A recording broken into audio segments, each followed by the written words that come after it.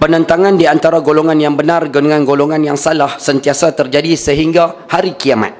Dengan itu, pendokong kebenaran janganlah merasa jemu dan kecewa apabila menerima rintangan dan tentangan daripada pihak musuh. Mereka hendaklah lebih cergas menunaikan tanggungjawab. Lawan dengan musuh ni Ustaz sampai bila? Sampai hari kiamat. Sampai last kali sekalian Nabi Isa turun untuk menentang Dajjal. Baru ni kita mengajak tajuk Dajjal. Kita lari tajuk sikit kan, pasal malam ni poin tak banyak. Baru ni kita mengajak tajuk Dajjal lah. Di antara makhluk ataupun di antara fitnah yang paling ditakuti oleh Nabi SAW adalah Dajjal. Sehingga baginda pesan kepada sahabat-sahabat, kalau Dajjal ni hidup pada zaman aku hidup, aku akan bantu kamu memerangi Dajjal. Tapi kalau aku hidup ataupun Dajjal itu datang sewaktu aku telah wafat, kamu hendaklah bergantung kepada Allah Subhanahu Wa Taala. Nabi pesan lah. Dajjal ni untuk maklumat sekalian, dia lahir pada zaman Nabi Sulaiman. Dajjal Nabi Sulaiman, dan dia masuk dalam kalangan minal munzarin. Munzarin ni kita tansik mudah, makhluk yang ditangguhkan ajal, makhluk nyawa panjang, senang terjemah. Makhluk yang nyawa panjang ni ada 4, 2 baik 2 jahat. Yang baik Nabi Isa alaihi salam dengan Nabi Khidir alaihi salam. Dua tu baik. Yang jahat Ustaz, makhluk jahat, yang pertama syaitan, yang kedua Dajjal. Minal munzarin, mereka dipanjangkan umur oleh Allah Subhanahu Wa Taala. Baik. Dajjal untuk maklumat dulu sekalian, kita duk faham selama ni mata dia buta sebelah, betul? Rupanya dalam hadis riwayat Imam Tabrani ada 2 tanda. Tanda ni akan keluar selepas Dajjal mengaku dia Tuhan. Sebelum dia mengaku dia Tuhan, tanda ni belum lagi keluar, ataupun tanda ni tak ada. Lepas dia keluar baru ada. Lepas dia mengaku jadi Tuhan baru ada sekalian. Yang pertama, mata buta sebelah. Ulama sebut matanya buta sebelah kiri, dan di dalam mata tersebut ada biji macam biji kismis. Ni ada dalam mata ni. Mata sebelah kanan dia terkeluar ke depan. Kita nak panggil apa, macam tersembul keluar tu. Tapi bukannya jatuh di bawah, tapi nampak terkeluar sikit. Jadi dua-dua mata dia cacat. Tapi tanda ni akan keluar selepas dia mengaku jadi Tuhan, selepas dia mengaku ataupun dia menjadi ketua negara. Dia bukan orang biasa kan, dia ketua negara. Tanda yang kedua, ayah pernah dengar tulisan di dahi dia kaf fa ra. Tulisan tersebut akan muncul selepas dia mengaku jadi Tuhan. Sebab tu ulama-ulama Yaman, saya dapat mesej minggu lepas, 2 minggu lepas sekalian, ada sahabat kita di Yaman hantar mesej, ulama-ulama di Yaman sekarang tidur malam hampir 8 orang. Mereka tidur, mereka mimpi Dajjal telah keluar, tapi tak tahu di mana. Ayah setuju tak setuju terpulang, wallahu alam. Tapi kita nak sebut, kalau kata dia keluar sekalian, Allahu Akbar. Kemungkinan Ustaz, boleh jadi satu kemungkinan. Sebab sebelum Dajjal keluar, ada riwayat mengatakan dunia kita akan kering 3 tahun. Akan kering 3 tahun. Sebelum Dajjal menzahirkan diri dia sebagai Tuhan tau.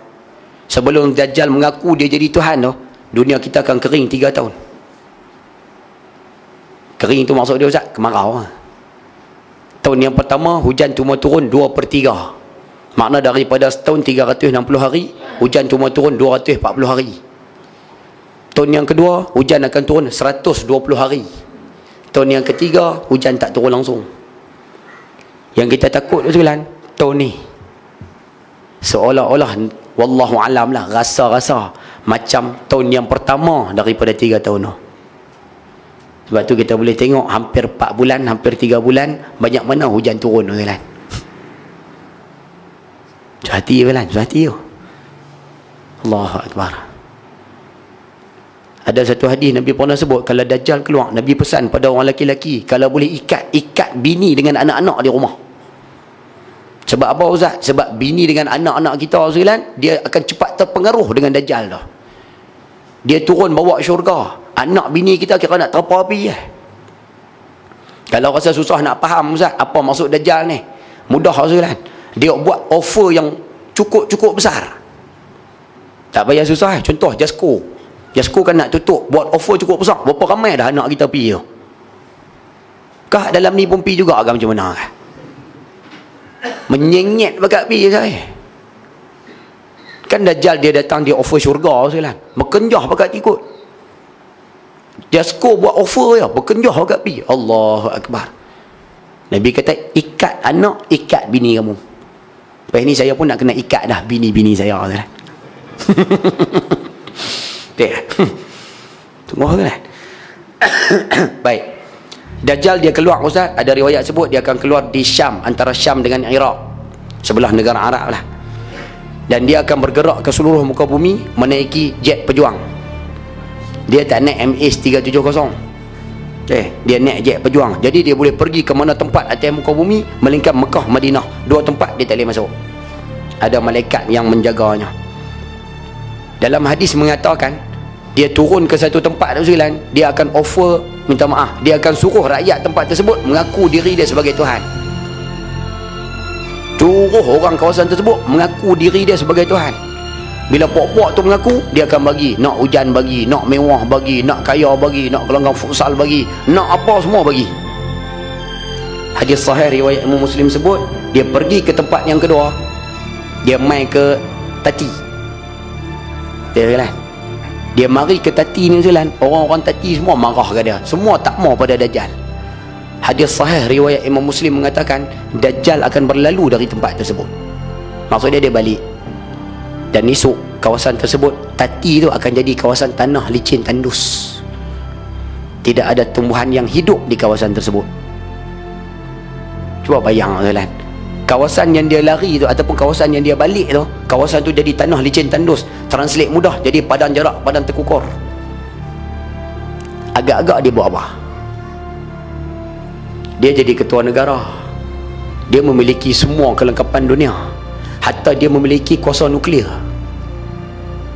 Agak-agak tempat yang bangkang dia buat apa sekalian? Dia bom. Sebab itu ayah-ayah kalau tengok gambar peperangan di Iraq, kita tengok cerita perang di Chechnya, kita tengok gambar perang di Rusia, gambar Allahumma salli ala Muhammad, ada ulama sebut gambar bangunan runtuh tu sekalian, gambaran itulah yang akan berlaku bila Dajjal datang. Tempat yang bangkang dia akan jadi macam tu lah. Sebab itu ada ulama-ulama kita sekarang duk pesan supaya apa? Hidup seumpama orang-orang dahulu kala sekalian. Belajar balik makan daun-daun kayu. Mula-mula belajar balik menggunakan alat-alat yang tidak berkait dengan elektrik. Belajar balik hidup dalam keadaan susah. Kerana orang yang hidup pada zaman Dajjal, dia akan menghadapi kesusahan macam ni. Hati lah, hati lah. Kita kuih takut lah naknya ni. Allahu Akbar. Memang kita duk nak kalau boleh Islam tegak di muka bumi Ustaz, tapi benda-benda besar seumpama ni kita takut lah. Saya secara peribadi, kita takut lah. Duk fikir adik-beradik, duk fikir mak ayah, duk fikir anak-anak, duk fikir isteri. Takut lah. Bila Dajjal datang, Allahu Akbar, dugaan dia cukup kuat. Cukup kuat. Nabi SAW sebut, Dajjal akan menguasai semua makanan di atas muka bumi. Dia monopoli semua sekali. Macam lah gula, siapa monopoli? Kalau kawan tu nak harga naik, kita terpaksa ikut lah. Dajjal, dia akan kuasai semua makanan di atas muka bumi. Sehingga sahabat-sahabat tanya, Ya Rasulullah, hadis ni hadis riwayat Imam Ibnu Majah. Ya Rasulullah, habis tu orang Islam akhir zaman nak makan apa ya Rasulullah?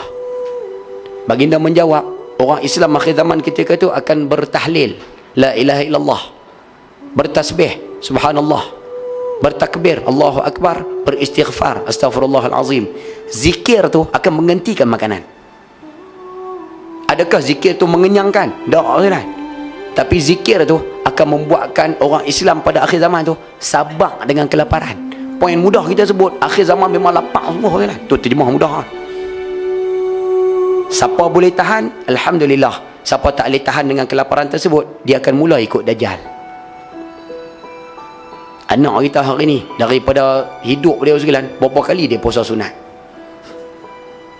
Sekali dengan kita pun tak puasa sunat kan?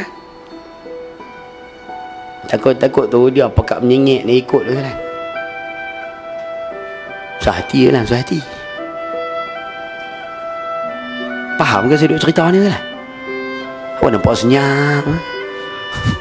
Mudah pergi khusyuk. Tunggu lah. Sebab tu kita minta sama-sama buat balik ibadah sekalian, sama-sama berpuasa sunat balik, sama-sama membaca surah Kahfi seperti yang dipesan oleh Nabi SAW. Banyak-banyakkan baca surah Kahfi, insya-Allah Allah akan selamatkan kita daripada fitnah ujian Dajjal ni. Ayat 1 sampai 10 kena baca dah. Nah, mulai daripada hari ini sekalian. Mudah-mudahan sama-sama ambil pengajaran, insya-Allah. Dajjal cuma datang atas muka bumi tak lama, 40 hari. Kemudian Nabi Isa akan turun, dan kemudian Nabi Isa akan membunuh Dajjal. Ya'juj Ma'juj Ustaz akan diperangi oleh orang-orang Islam. Ketika itu ayah akan tengok orang-orang yang sahabat perjuangan di dalam Islam, dia akan bersama dengan Nabi Isa alaihissalam. Golongan hak lawan Islam Ustaz, kebanyakan mereka akan ikut Dajjal ni lah. Sebab itu disebut dalam kitab kita ni, penentangan tersebut akan berlaku sampai kiamat tu. Akan ada puak sokong Nabi Isa, akan ada puak sokong Dajjal. Ada puak jadi tentera Dajjal, ada puak jadi pengikut Nabi Isa alaihissalam. Sampai kiamat lawan, sampai kiamat akan lawan. Sebab itu mudah-mudahan kita minta doa pada Allah, Allah masukkan kita di kalangan pengikut orang-orang yang memperjuangkan Islam ni. Jangan masukkan kita di kalangan pengikut Dajjal ni. Boleh faham zakat tu Ustaz? Clear? Baik, sambung.